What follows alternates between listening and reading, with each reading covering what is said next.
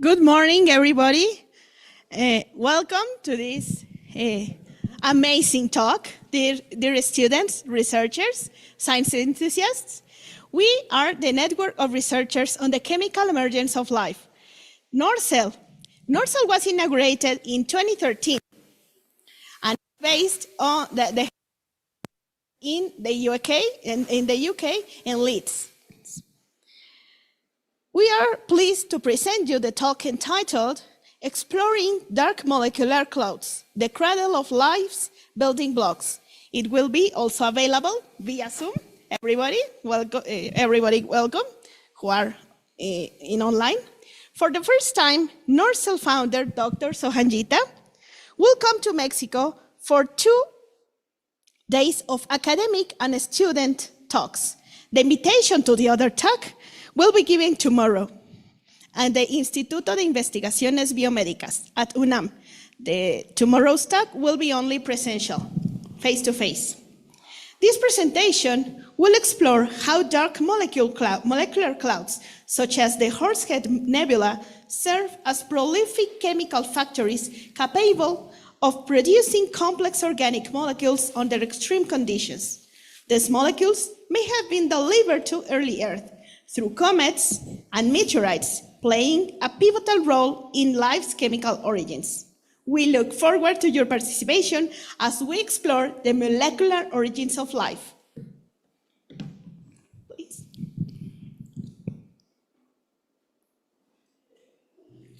Gracias, Miriam. Y como nuestra colega Miriam del Instituto de Investigaciones Biomédicas nos había señalado, bueno, pues esta es una reunión de los distintos grupos contenidos también en NORCEL, que participamos activamente en los estudios de química prebiótica, y a mí me gustaría presentar una biografía corta del doctor Sohan Jheeta.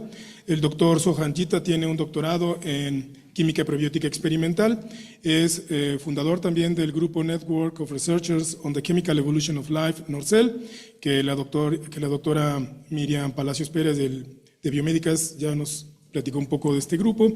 El doctor Jheeta es presidente de los siguientes grupos científicos también: Frontiers of Sciences, Blue Earth Project, Latin American Hub, Astroscience Exploration Network, Microbial World Network. Tiene aproximadamente más de 40 publicaciones. Es un miembro activo del Instituto de Física de Inglaterra, de la Royal Society of Chemistry y the European Astrobiological Network Association and the Royal Microscopical Society, y también es Fellow de la Royal Society of Biology. Vamos a presentar entonces al doctor Sohan Jheeta. Le damos la más cordial bienvenida a nuestra universidad y a nuestro instituto. Va a presentarnos entonces explorando las nubes moleculares, cuna de las moléculas prebióticas. Entonces, muchísimas gracias. Bienvenido, doctor Sohan Jheeta. Muchas gracias por estar aquí en este espacio también del Instituto de Ciencias Nucleares.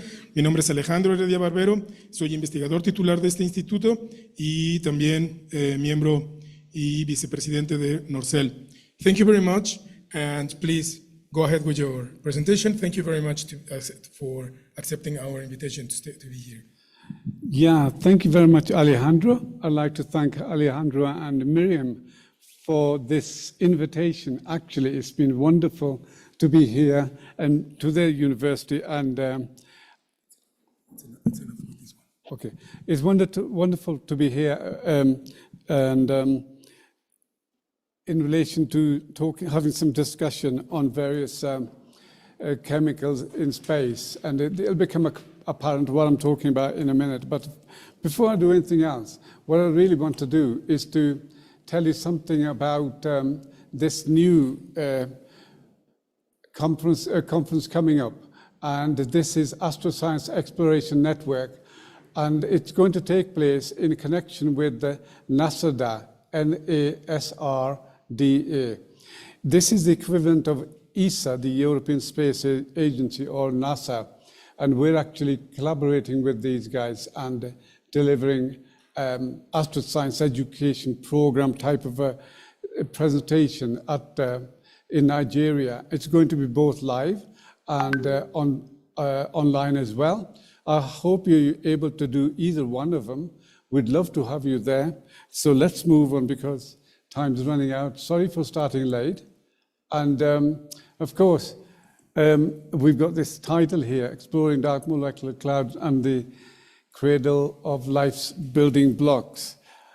And as my name is Sohan Jheeta, I'm founder and chairman of No-Cell Network for Researchers in Chemical Emergence of Life. And let's move on. So, in this presentation, I will illustrate life's building blocks perspective using the solid phase chemistry taking place on the surface of interstellar dust particles. It'll all become clear in a minute, everything, but let's move on. Let's see what we got here. So I'm going to talk about small molecules a little bit. There's a reason for that. The reason being is this, that for life to have merged and then evolved probably required something like 100 to 150 small organic molecules. So what do I mean by small organic molecules? Well, to be quite honest, I consider any molecule to be small, which is monomer. For example, adenine. Oops, what's happened? Adenine, for example, adenine being one of the nuclear bases used in biology. It is a complex molecule. It's made up of 3 elements. And as you can see, also got aromatic compounds as well. Its aromatic rings are here as well. Whereas next one, phenylalanine, is made up of 4 compounds altogether: oxygen, hydrogen, carbon, nitrogen here. And it's also got a ring here, so it's complex. And the reason, I'll come back to that actually, the next bit I was about to say, but that's what I mean by small. But also, a lot of people don't know this. These polysaccharides are made up of smaller, for example, glucose, hexose, you see.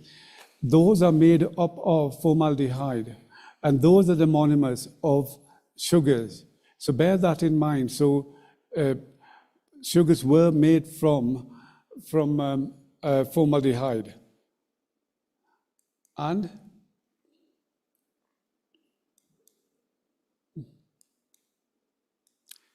as it frozen, oops. Right, here's an example of more small monomers. These are the example of monomers. There's about 60 monomers here. I'd like to draw your attention to amino acids. These are 13 amino acids. Altogether, used in biology, present-day biology, it's 20 amino acids. In literature, I could only find 13 amino acids. Oops, what's happened?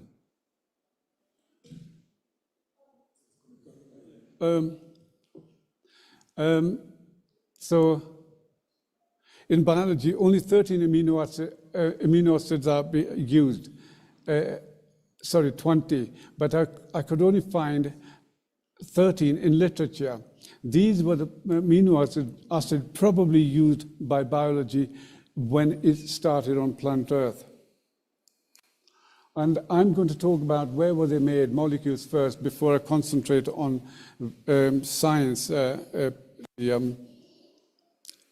astroscience. The Titan here, this is atmosphere of Titan. So as you can see, this is haze here. This haze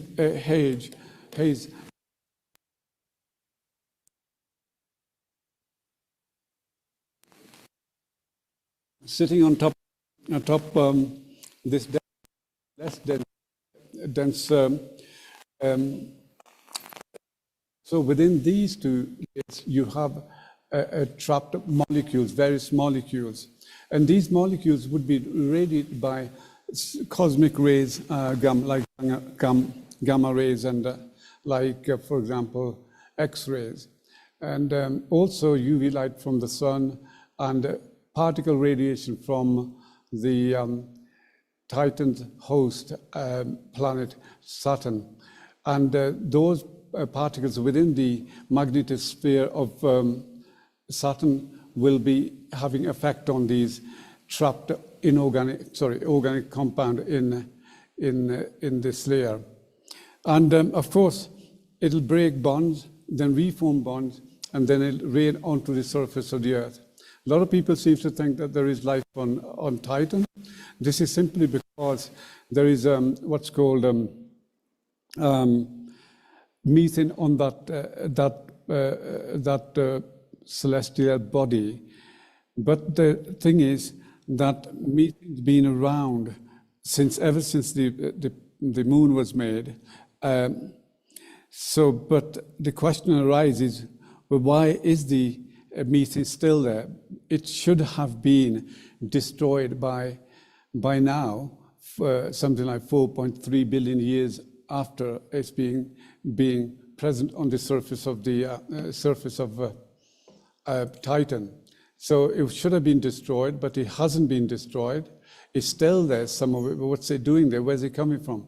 A lot of people seem to think that there are methanol present on the surface, which are continually generating methane, but methane getting continually being destroyed by the radiations I mentioned. And so that's why people think that there's life, but I doubt very much. But anyway, there's new research coming up.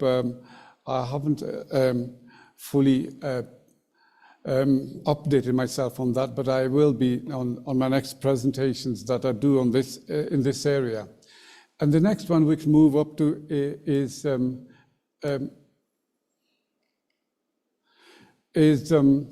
lightning.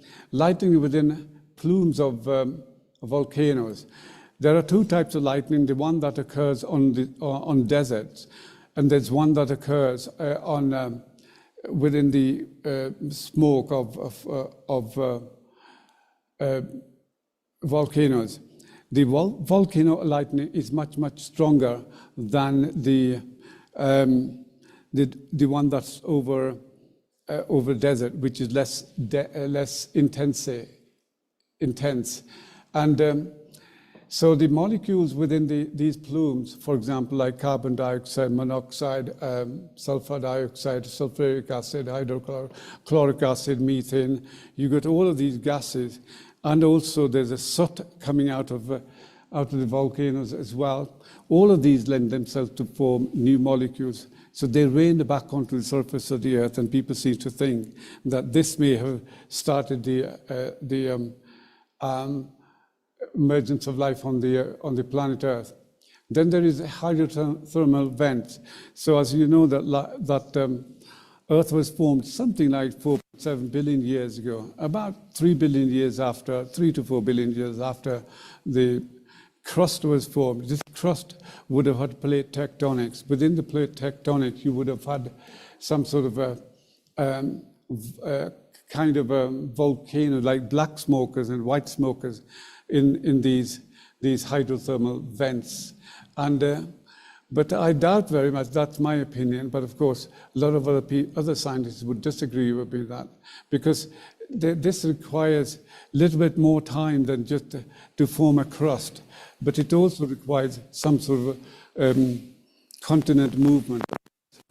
My friends who work in this area, they insist that that's the case, but I insist it is not the case. But that's why I put a question mark after the hydrothermal vents in the ancient seas.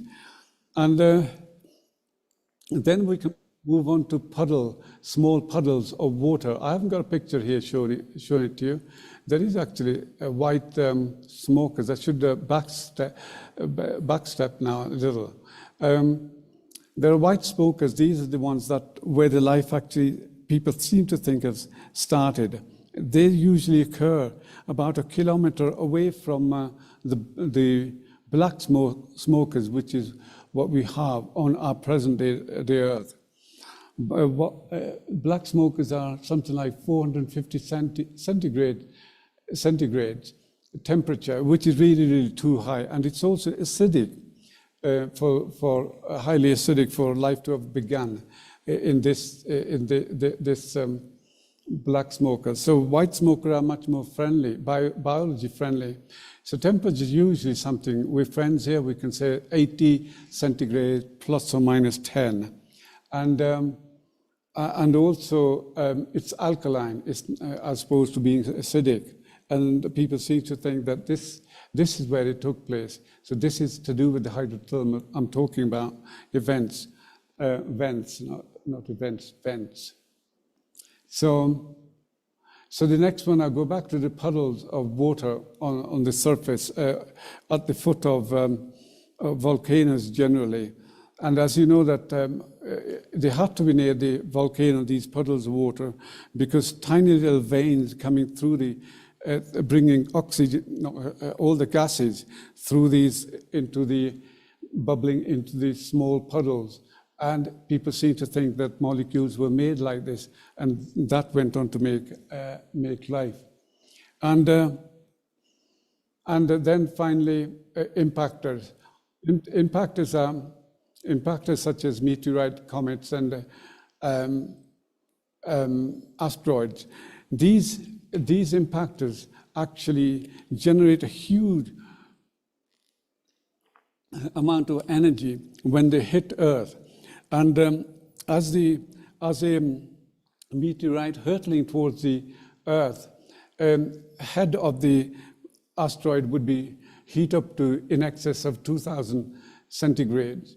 So any molecules present in the asteroids or in the meteorite or comets, they would have been one, they would have been evaporated. Two, bonds of these organic molecules within it, they would have broken bonds and reformed, and then people seem to have think that these might have been instrumental.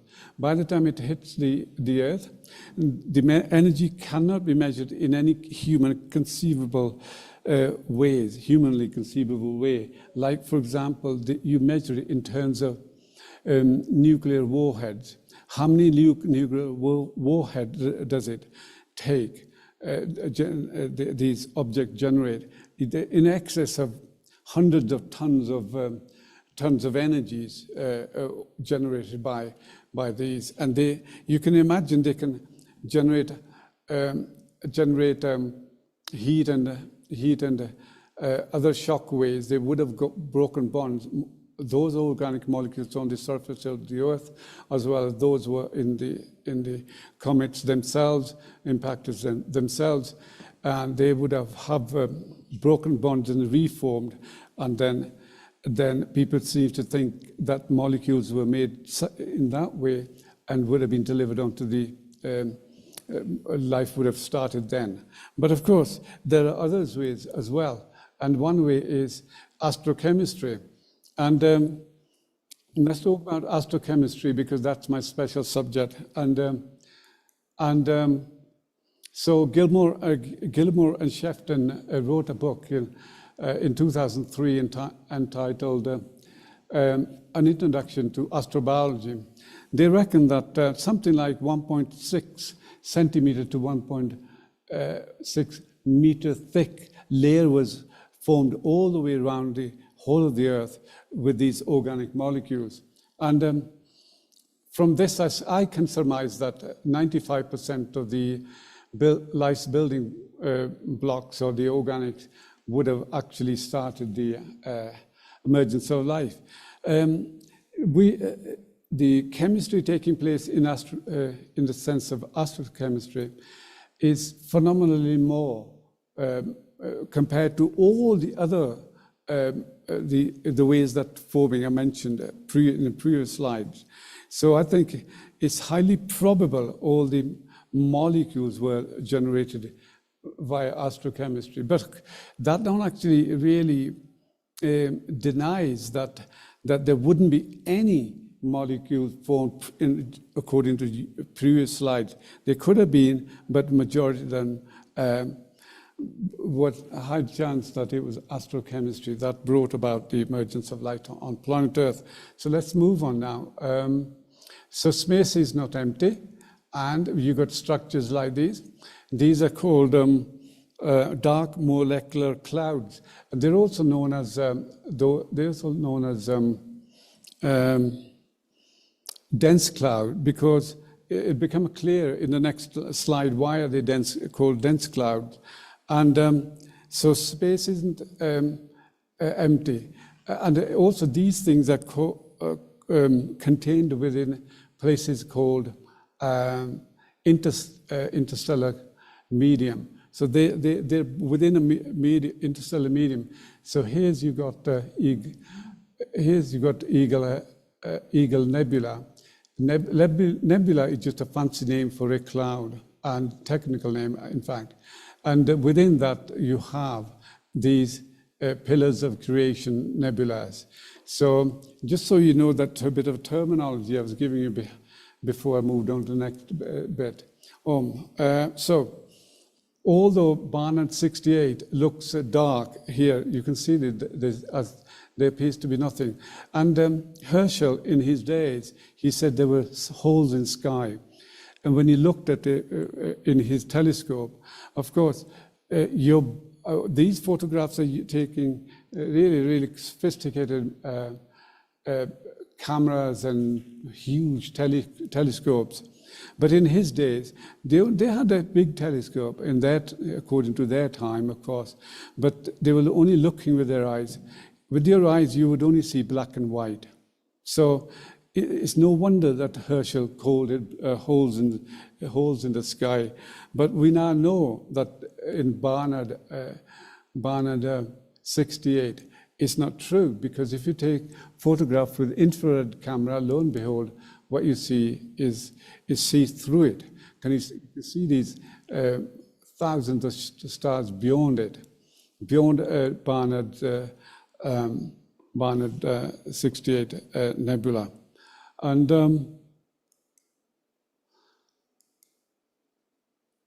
so I'll start moving on towards the chemistry. And here's a Orion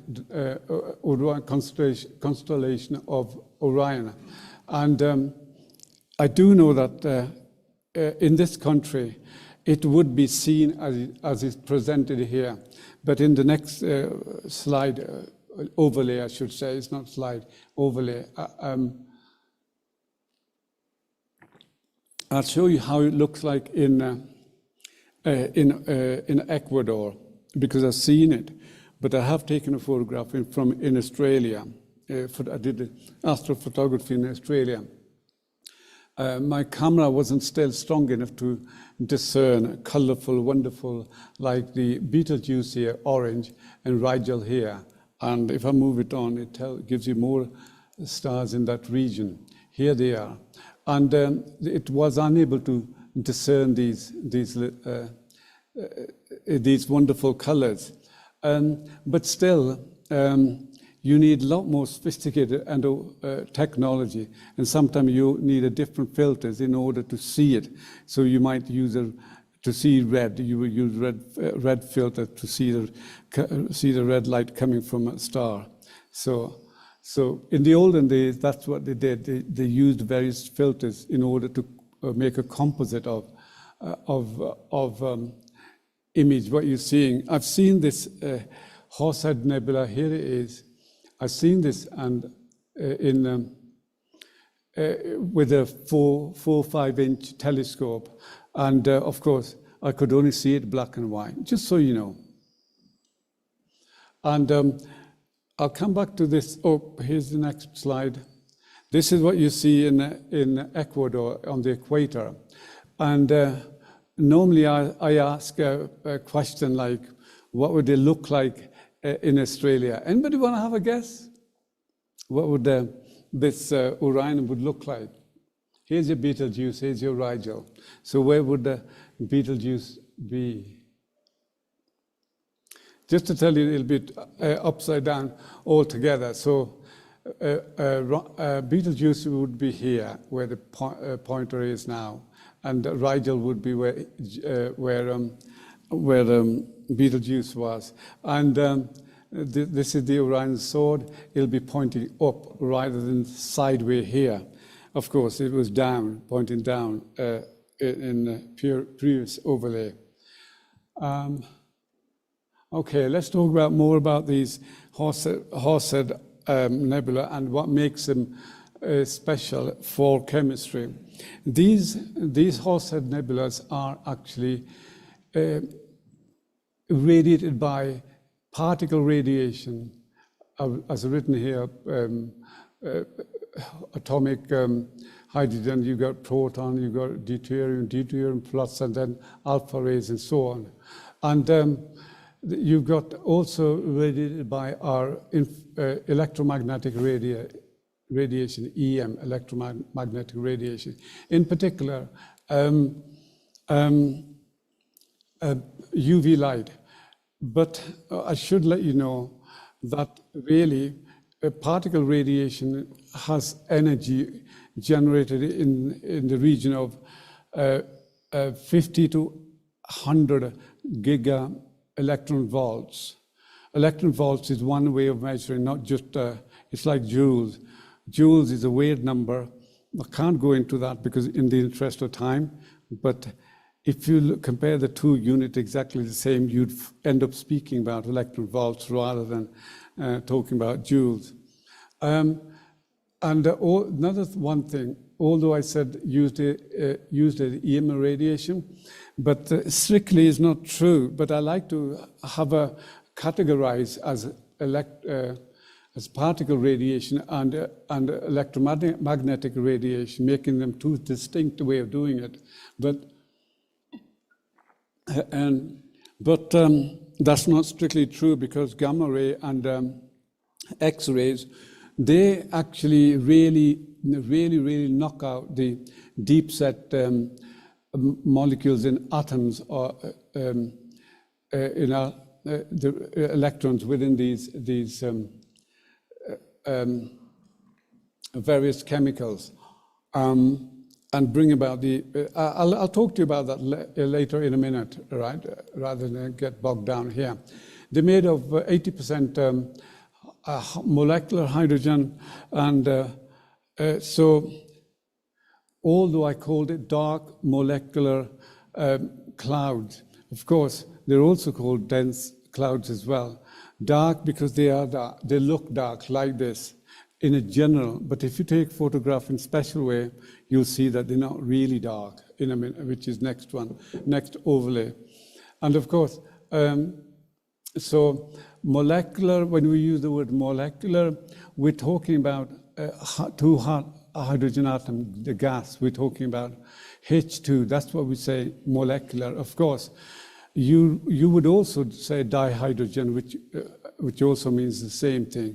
So I prefer to call dark molecular clouds instead of dense clouds. So both terminology is correct. And helium is at 19% within these that's the second most element present in the universe. First one being hydrogen, and the second one being helium. By the way, you know, more often than not, we interchange this word hydrogen.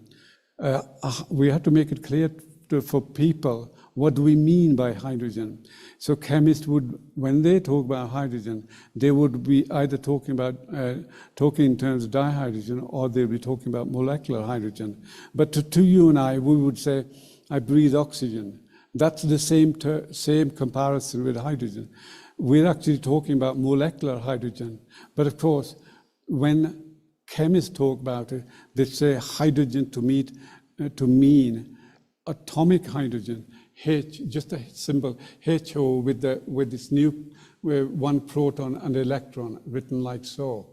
And so just so you know, the terminology is being used here.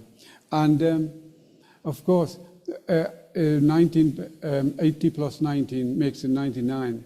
The other one, 1%, is not even 1%, it's less than 1% actually, are other heavier elements within these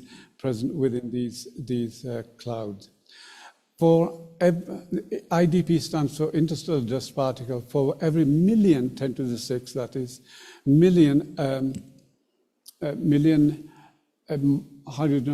dihydrogen molecule per cubic centimeter, there is one interstellar dust particle. And it is this, that the presence of interstellar dust particle that makes it dark, like so. And you might say, well, there's so much hydrogen, only one in a cubic centimeter. If you take a cubic centimeter, space, and all of that space, only one interstellar dust particle, why isn't it see-through? Well, it is sort of. You will see it in the next bit, what I'm about to show you. But the point I'm on to make here, I'm trying to emphasize that it is dark because this is in three-dimensional everything. It's not flat everything. So we don't know how deep this Horsehead Nebula is. With all these centimeters of coming in front of you, these interstellar dust particle gives it a sort of darkness, like so. But let's have a look if that's true. Look, if you take it with infrared camera, this is what you see. Now you see in its glory the Horsehead Nebula, and you can see that the darkness has actually become slightly less, sort of, is not so opaque now. And this star here is beyond the Horsehead Nebula on the other side. And this silver lining, what we call silver lining here, this is where the UV light acts, because UV light does not penetrate at the heart of these nebulae. What penetrates are two things only: particle radiation, gamma rays, and X-rays. So those are the ones that carries out the chemistry deep within these Horsehead Nebula. And pressure in these places is something like 10 to the minus 13 millibar. Of course, I don't know what convention you follow. Probably it is that you follow the Americans. They use the word torr. We don't, in Europe, use the word torr. You can convert it very easy, to be quite honest. Millibar is, I understand millibar, then I understand torrs. But the figures are very, very similar in both of these, because I've been brought up with using millibar as a unit of measurement for pressure. And so this is very, very low. Generally at this point, when I'm not doing online, I also explain how small this number is. This number, we cannot conceive this number, It's inconceivable. This number is so small. It's incredible. But still, chemistry occurs. And this pressure is important when I come to talk about the gas phase chemistry, which is not going to talk about, but I'm going to highlight the problems with that. And temperature in these places is something like 10 to 50 K. Of course, there are papers that says 10 to 100 K, but there are a few of those. There are more of paper that writes 10 to 50 K. So pick your choice. I mean, everybody defends their own science, as is the case with all of us, all scientists, all the scientists all over the world. And so I'll move on from here. And here's the real McCoy. This is the real interstellar dust particle. This was brought back by Stardust mission. You can see these sort of tubes here, these bubbly sort of these things. Someone did a calculation, actually, some scientists did a calculation that it forms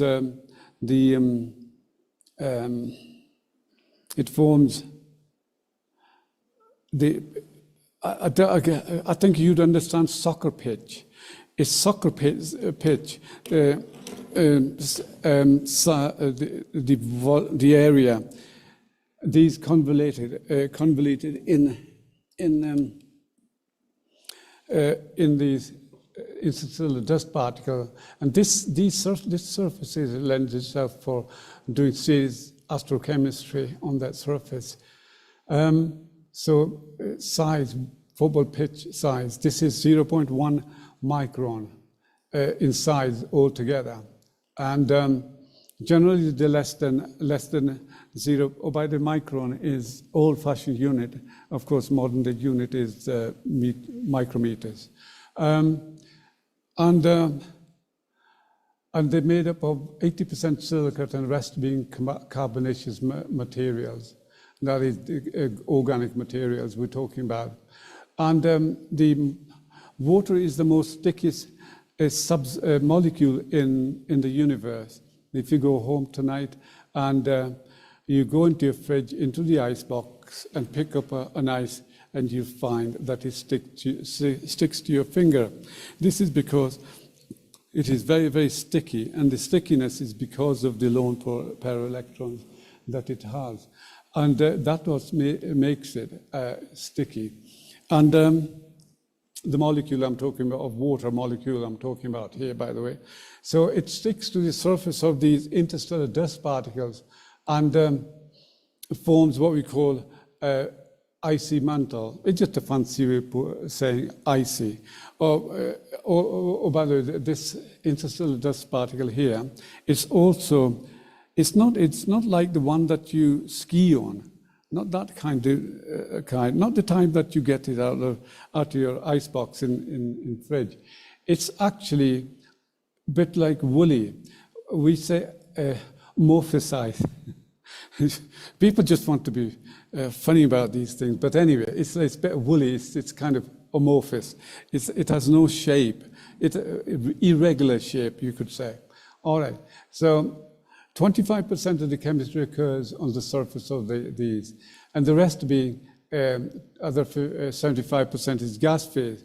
I'm not expert on gas phase chemistry simply because I still don't understand it. You know, as the pressure falls, right, or the volume gets larger, and because these clouds, the nebulae, don't have boundaries, and they actually molecules move apart, and so with the fall in temperature, molecules actually would come closer, but during a shock wave, for example, from a local star or supernovae and novae. These shock waves would throw these molecules apart. And then you'd say, well, so here's one molecule. Say this laser is one molecule, and it splits into two particles, two ions, two radicals, whatever you want to call them. But how do they get back together if they're far apart? You know, it's a bit obscure to my mind, and I don't understand it. I'm perfectly happy living my life with solid phase chemistry, if you understand what I've just said. All right, here's sort of a more diagrammatically, this is my version of interstellar dust particle. So the white layer on the outside, that's the icy mantle. And as I said, you get all these molecules kind of impinging on it. And they stick to it. They stick to the ice very, very quickly, forming a layer and dissolving it as well, sort of. Another layer of a molecule would be onto it, so they'll be sort of in the middle, I'm trying to say, and as well as on the surface. I shouldn't have used the word dissolve, because there isn't water. It's to do with 3 point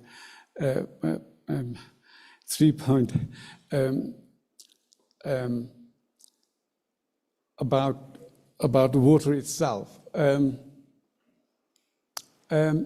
So also, here's some electromagnetic radiation.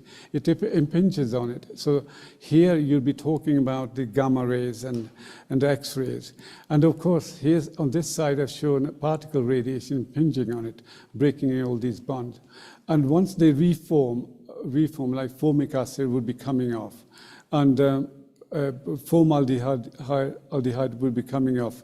And there'll be atomic hydrogen about as well in space, going towards the icy mantle and absorbing onto it, onto the surface.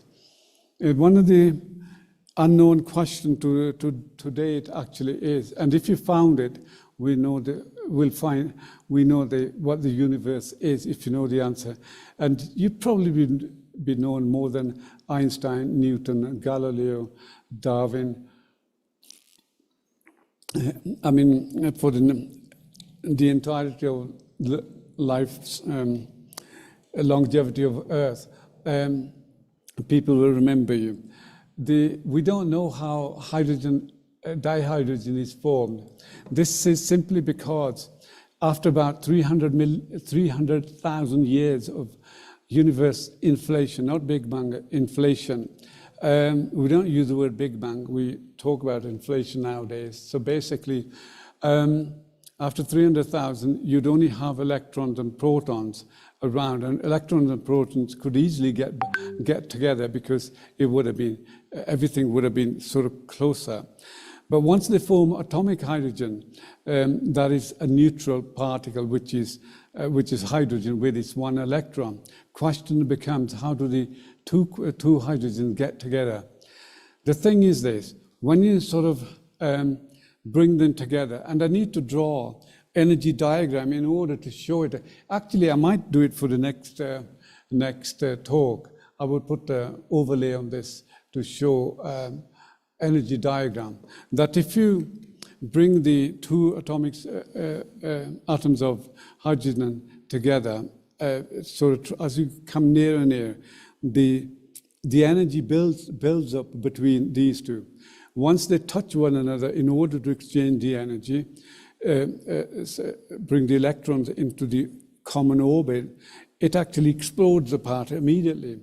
And that energy splits the hydrogen from being formed, a dihydrogen being formed, I'm talking about, okay?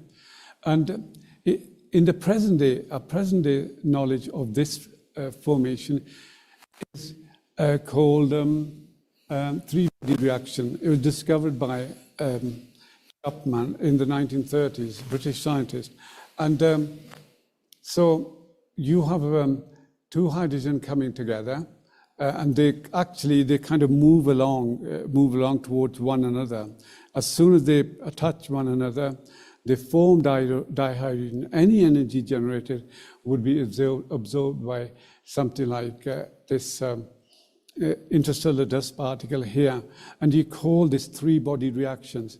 But there were no interstellar dust particles some 300,000 years after the big inflation of the universe, you know. So you could actually say, well, how did that happen? And one explanation that's given nowadays is that it's to do with tunneling. Well, that's what's happening, but it still doesn't explain how was it that it was done then. Tunneling, I assume, happens on some surface. It doesn't happen like, here's two hydrogen, there's tunneling going on, you know? So I've no idea. They don't know what the idea is. Nobody knows. You guys can discover it. And of course, a lot of the other chemistry that's occurring at the same time is this, during shock wave, you know, the icy mantle would be melted slightly, and the movement of new radical formed would come together, forming better chemistry. So here's what's going on the surface of the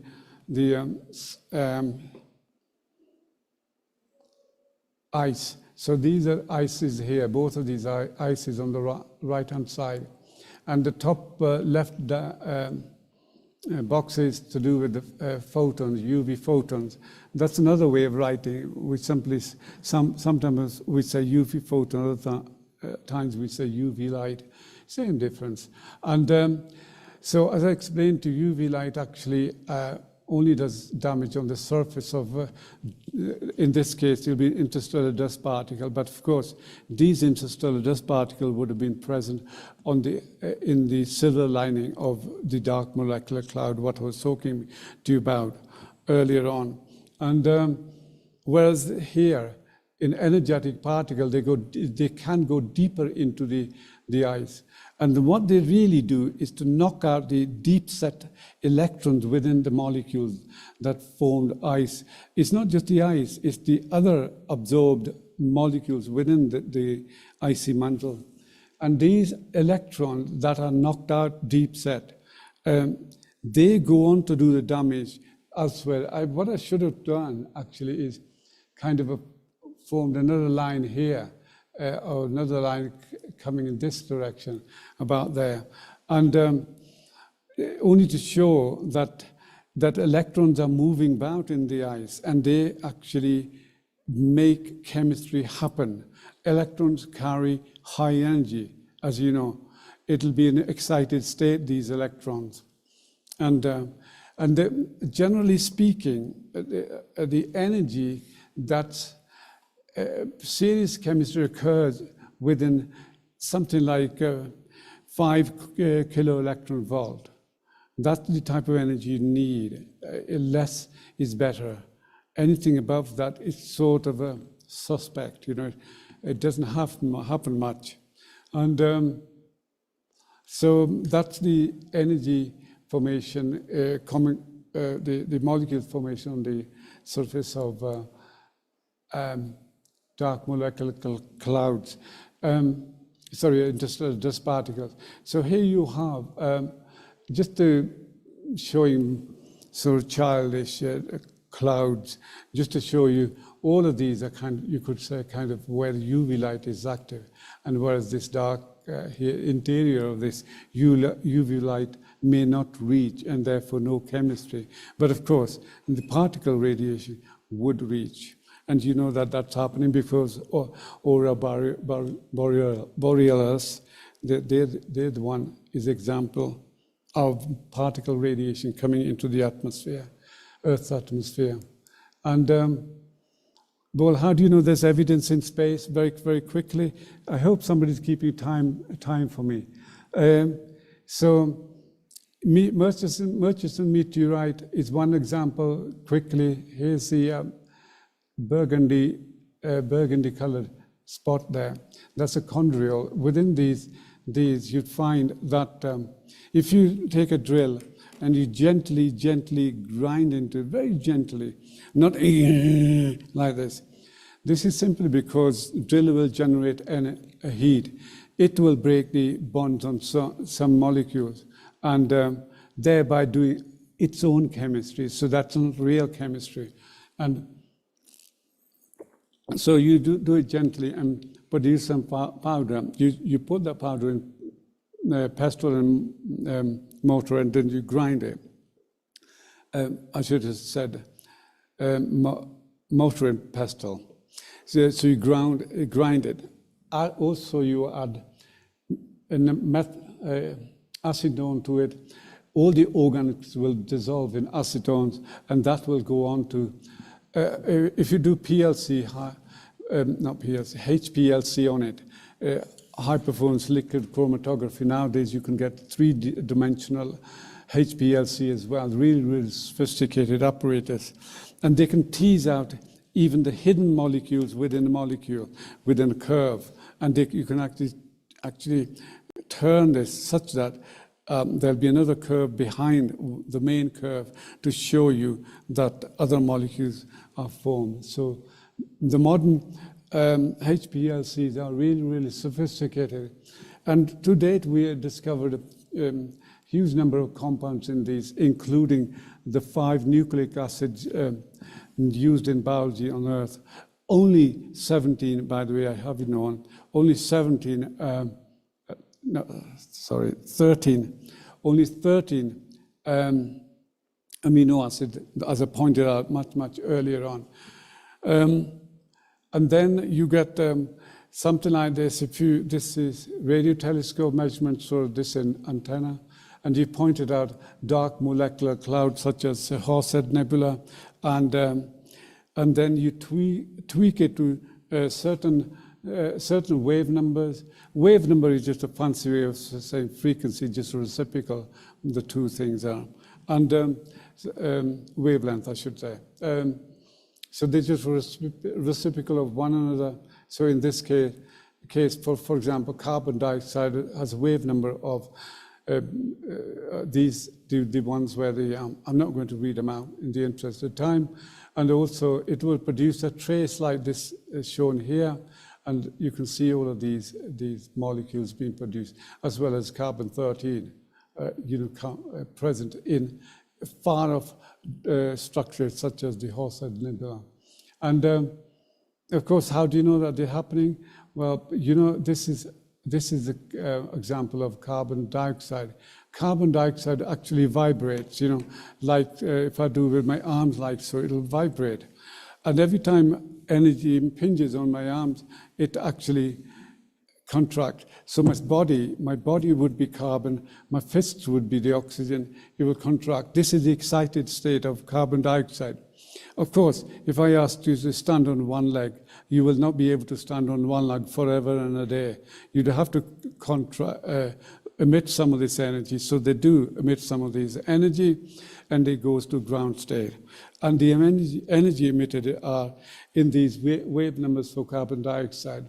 And these are the ones that this radio telescope picks up, and as well as, of course, you'd also.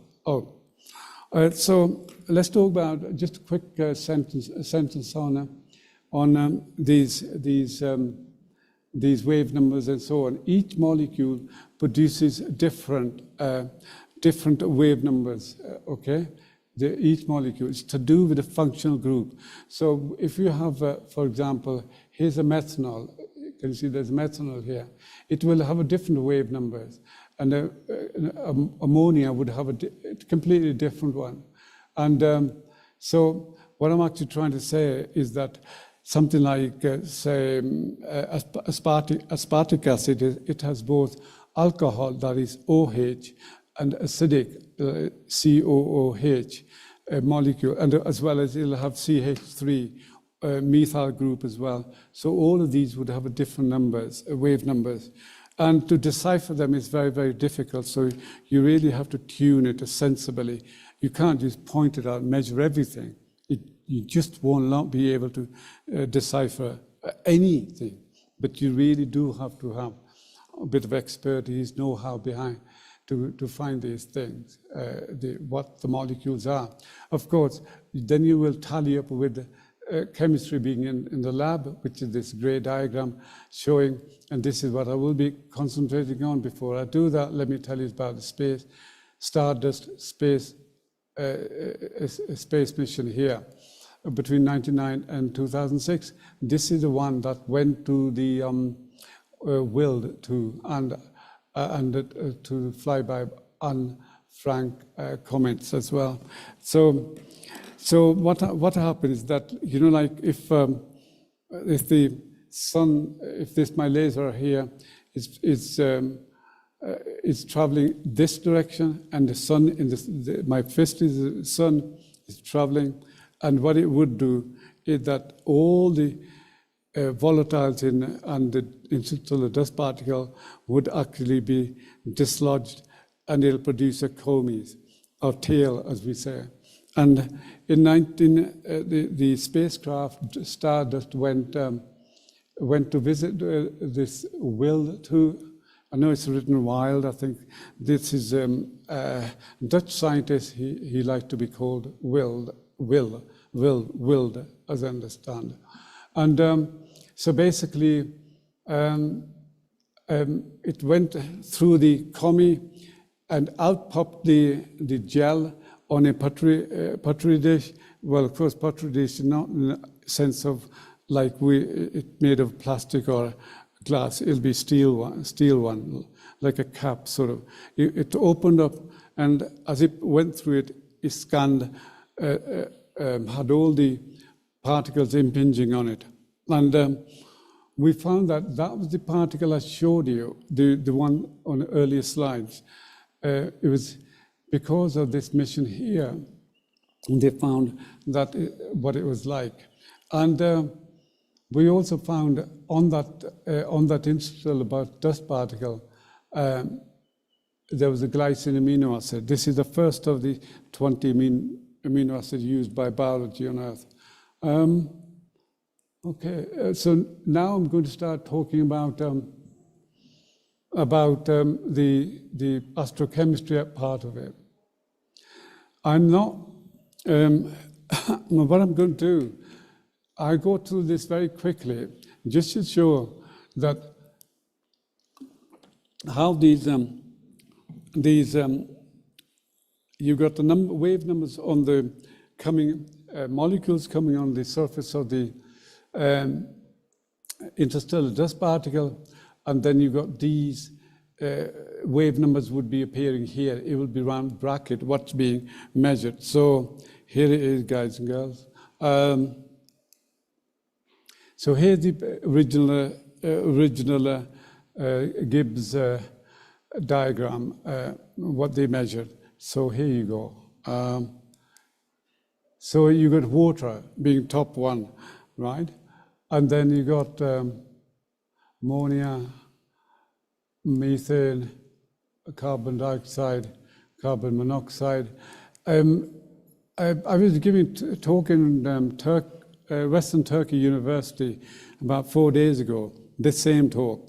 I said, well, I don't know what the wave number is for this is OCS, it's carbonyl sulfide, yeah? But I don't know the wave number. He said I should have actually cut to that guy and asked him, hey, what is it? Because I don't know. He did mumble something, but obviously I missed my opportunity to find out about that. What's the wave number for it? I can't seem to find it. So then you have methanol and finally OCN here. And up until recent times, we did not know what this X was. Here it is, where the question mark is. We didn't know where, is that it? Yeah, anyway, the point is we don't know what what it is. Well, we called it XCN. You know, we do these silly things. We kind of, if we don't know something, we put an X. You know, the airports all over the world, the older names, like I can only remember the Birmingham in Britain. Airport was called BM, Birmingham. BM was the original initials. So in order to conform with the international standard, which was made sometime in the 70s. So what they did was to put an X after that. I think JFK is another one, but I don't know how that goes. But there are many, I think Bombay may be like that as well. So they put an X there. So we put, as a scientist, we put X's everywhere. What we don't understand, put an X. Come back to it. And of course, we know that X to be O for oxygen. And it's called cyanide. And that its wave number is 2165. If you tune your infrared Fourier transform to it, and you'll lo and behold will get a peak, and I will have that peak, and you'd love that peak. And so let's move on quickly. Here's again trying to form what's called ammonium carbamate, zwitterion. Zwitterion, somebody did not know what zwitterion are. They're sort of two component molecules, right? Instead of being held by a bond, they're just held by a charge. In this case, that's why it's called zwitterion. I think it's the name of a guy, by the way. There's a positive charge here. I think I put I should have swapped it around, but you know where this is going, held by positive negative charge. That's all you need to understand. So to prove it, it consumed some amino acids, formic acid, and so there's shown here formation of formic acid. Here's hydrogen being formed from ammonia, irradiation of ammonia. In the presence of carbon dioxide, you get a formic acid. And I don't want to go through it in the interest of time. But the thing is about this, you compare this one with Fresco's 1964 for a trace, you find that it pretty well matches it. So you know that that is formic acid, sorry, not ammonium carbamate, and it's a zwitter ion. And this is again talking about that three-body reaction. I don't want to go through that either because I will talk to you about it. And this doesn't work. So I know that, I don't know what's wrong. I made a video on it. But these are the type of apparatus you use, but I'm not going to describe these in the interest of time. I rather you have get the better understanding of chemistry rather than me babbling on about how it can be done. If you want it, you can ask me afterwards. So this trace, these are the kind of results you get. This is taken by Fourier infrared transform spectrometer. And the pink trace, I'm only showing a pink trace here, is of carbon dioxide and ammonia, 1-to-1 mixture. And let's see what happens. These are the vibrations modes you find. So you got, for example, carbon dioxide or carbon monoxide. There are two vibration modes, so it's given here 2V2 and plus V3. They're just a fancy way of labeling these things, you know, these peaks. And so going to the next one, this is pre-irradiation, this is clear. And now, this is still pre-irradiation. These are peaks for ammonia. These, this, now we see that it's postal radiation, and the black curve is postal radiation. We do the same comparison again. These are the carbon dioxide, these are the ammonia, here's a new peak, right? And that peak is composed of a cyanide, the one that I talked about much earlier, and carbon monoxide. And here, over 300 organic molecules have been identified to date, and the reason is slow pace that these identification taking place. As I said earlier on, that it's to do with the functional group each molecule has, and they make spectrums really, really complex. And you do experiment like these, and you correlate these results with those that are obtained by astronomers with the radio telescopes. So what I'm doing here, oh, what happened there? I jumped the gun, never mind. So I'm simply here, what I'm actually doing is to comparing what Gibb has found in that trace, and this is the, by the way, I turned this upside down so that it's with mine. So that's why these wavelengths, they measured it in the wavelength, it's nm micrometers, micro mm, right? So it's upside down. Here's XC and here, right? And so let's see what goes on here. And this is just to show you that the two laboratory experiments do tally up with what you see in space. And okay, let me now fully explain this. Why does OCN at 58, this is turquoise, the minutes of radiation,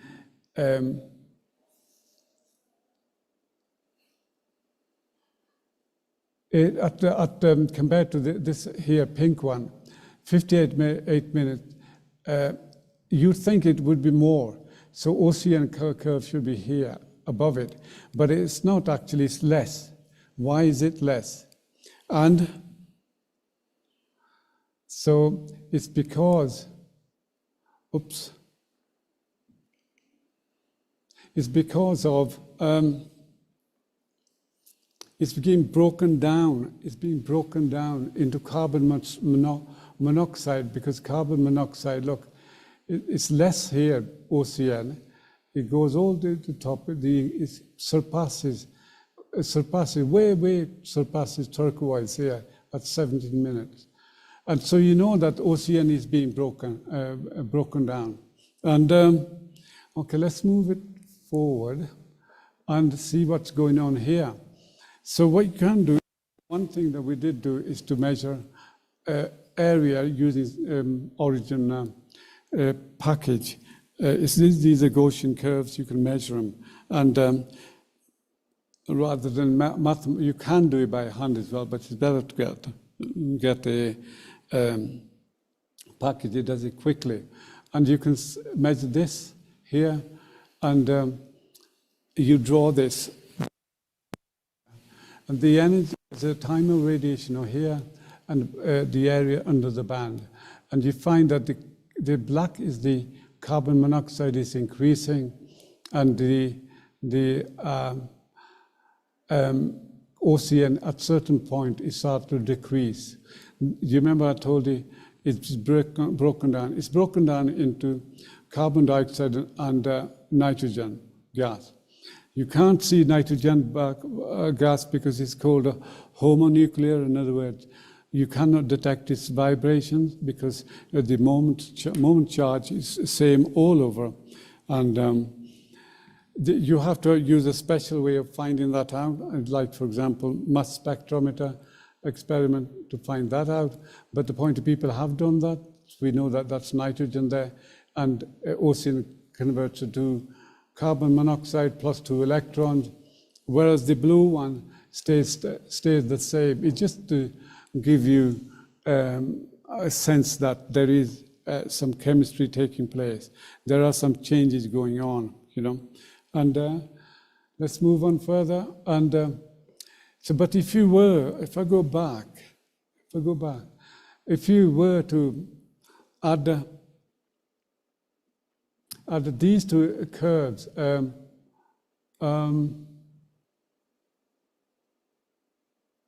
yeah, if you were to add the carbon monoxide on this, let's see what happens. Oh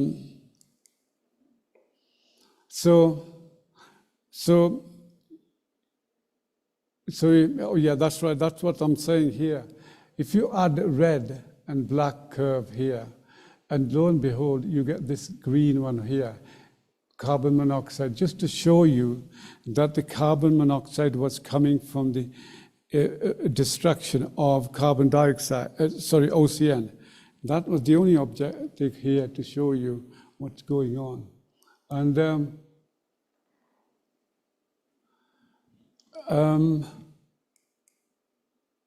okay, so you know that look at these curves for ammonium ion, they're increasing steadily, and therefore it's sort of at some point, can you see that they get narrower with one another? At some point, they become stable. That's just to prove that what's happening to destruction of ammonia into ammonium ion. And this is to show you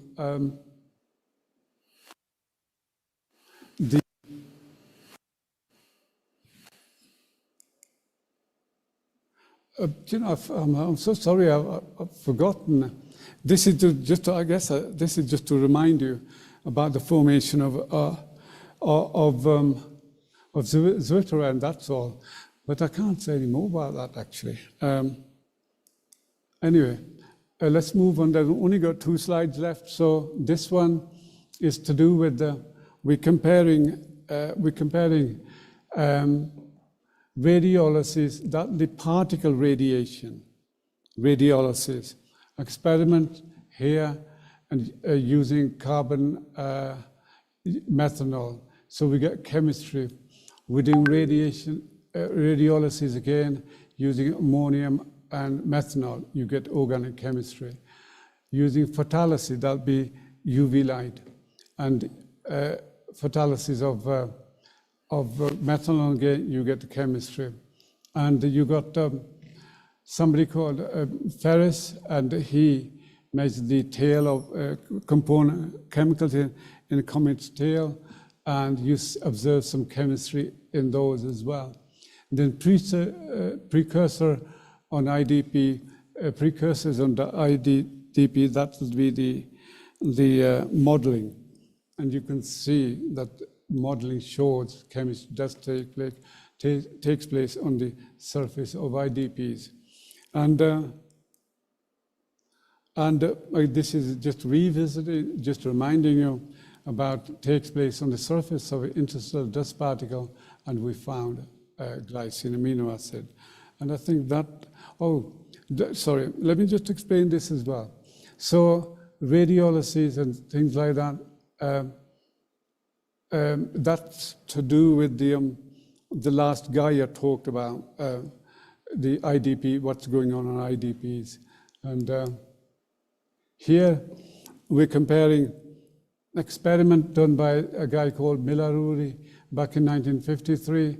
They irradiated gas of ammonium, water, hydrogen, methane. And they got some chemistry, so he measured these are the amino acids that came out of that. It wasn't as many as this, but this was when the results were re-examined in 2007 after his death, and that's what you got actually here. And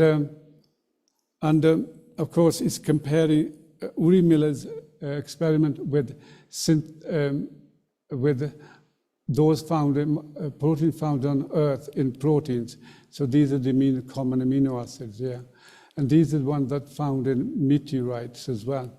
So you know that the biology did deliver some amino acid. They did get somehow incorporated into our biology. Proof is here, in this here, found in these two, Uri Miller and this. And if you compare the previous results as well. And so what we got is conclusion. So I'm actually done with just to prove that chemistry is rich and it could occur and it would have been instrumental onto the surface of the Earth. Of course, all of those molecules would have been delivered by impactors. Thank you very much, everyone. Any questions?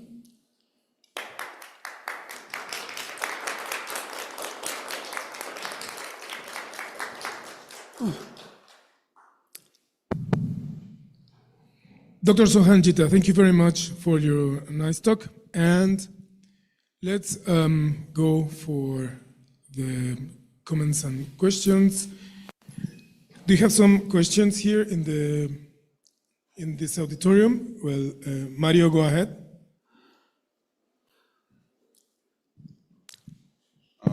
First of all, thank you very much for the talk. It was very interesting, and also it brought an integrative view of the astrophysical, all the astrochemical point of view of the prebiotic chemistry. And I just wanted to ask you about this specific term of the amorphous water in the surface of the dust particles. Yeah. So are we talking about liquid water or some kind of ice that's amorphous like a silicate? There is no liquid in space. There is no liquid whatsoever. What you would find in space would be molecules floating about, water molecules, single water molecule floating about. And if they happen to be in the vicinity of interstellar dust particle, it would get attracted to it and they'll attach to the interstellar dust particle, yeah. But there's no water ever. There is a certain bit that might occur when there's a shock wave coming from a nearby supernova. Shock wave, these shock waves would actually, I think even then they would have quickly I don't want to use the word melted it. sort of in the process of I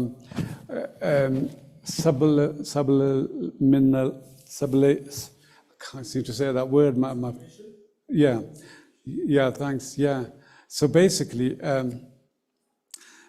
during that, because they're close to one another, they become slightly looser. So molecules actually move towards one another, and the radical especially, and they will reform into different molecules. Because you know that that's happening because of the laboratory experiment dictates it.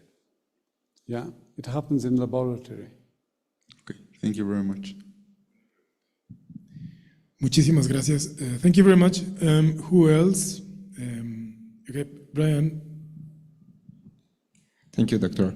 Is there, I don't know, to your knowledge, is there any kind of limit of the complexity a molecule could achieve in interstellar space?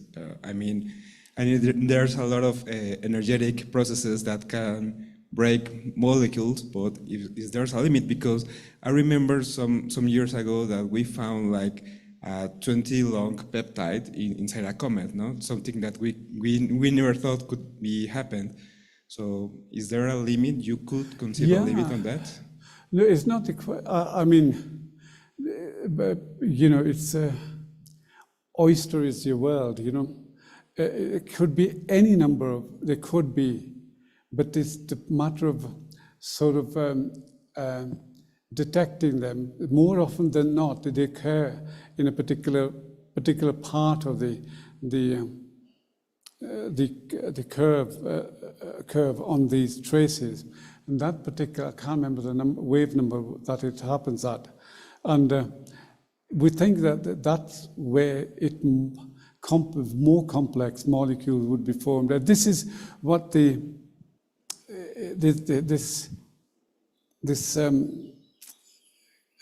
panspermia hypothesis people jump onto, saying that's where it's happening. But on the whole, you know, you can detect some longer molecules, but they're generally chains of carbon. Yeah, most complex things we've ever detected are the nucleobases, and we should be thankful, because the aromatic rings are difficult to detect. They're complex. Each bit in that ring would produce some sort of signal, yeah, complex signal, and you have to tally that up what you see in the laboratory experiment in order to confirm what's happened. But of course, they identified these nucleobases in meteorites, so you know that these things are happening. So the whole thing is not just the radio telescope measurements, it's not just what's happening in the laboratory, but it's also what people see in meteorites that gives you the whole picture of chemistry in space. But more than about 300 molecules, we don't have a bigger picture, you know?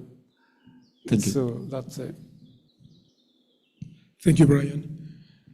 Do you want to ask something else? ¿Alguien tiene alguna otra pregunta, some comments, algún comentario? Well, let's see the questions and comments here in the chat.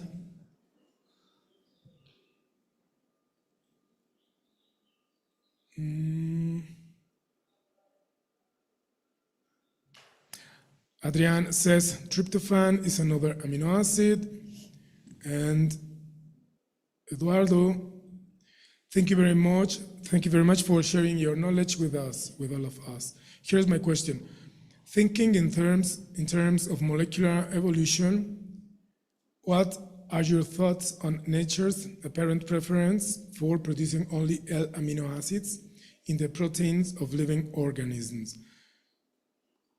What we need to understand is we need to understand proteins. To use the word protein is a complex because proteins are biology made. We need to be talking about polypeptides and peptides. There are definitions like, for example, oligopeptides, and these are usually about 10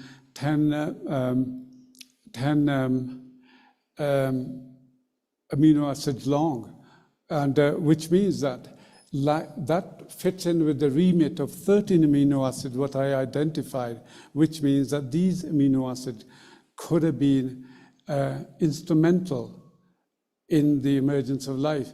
In particular, two, aspartic acid and glutamic acid, it has both carboxylic group as well as hydroxyl group. So these two amino acids are generally been found in protein where the active site, enzyme active sites are. Those are the instrumental, and the other 7 may not have been important. So we only need some small peptide in the oligomers region to get some sort of chemistry going on planet Earth, you know.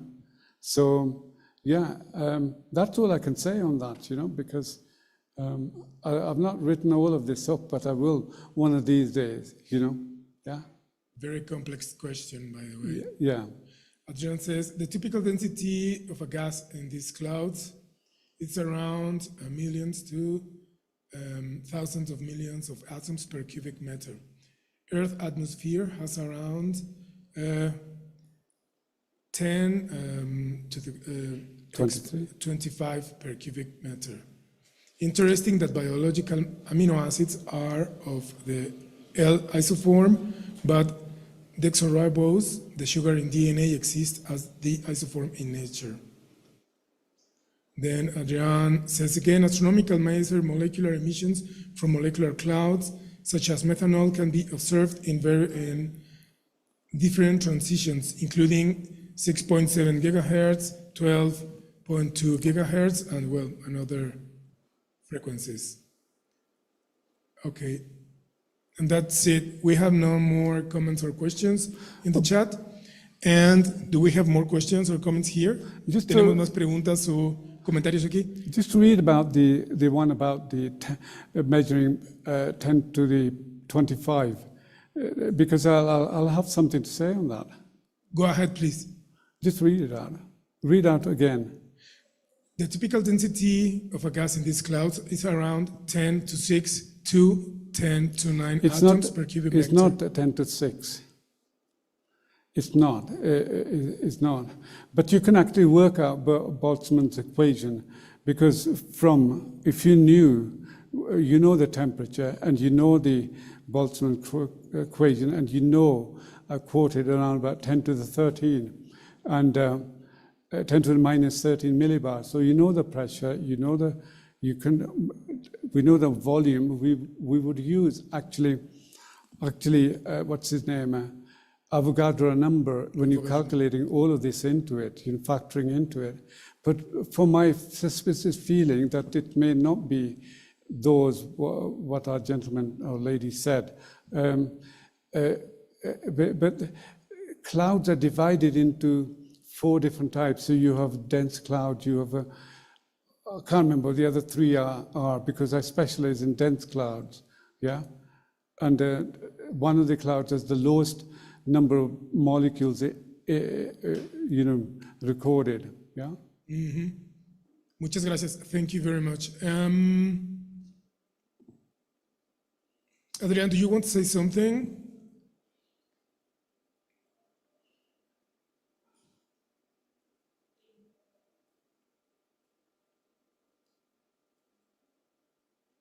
Okay, it seems not. Well, if it's not the case, then let's say thank you again to Dr. Sohan Jheeta. Thanks. And well, let's thank him again. Yeah. Let me give you one of these. These are just happened, one of our projects. Okay, pass it over.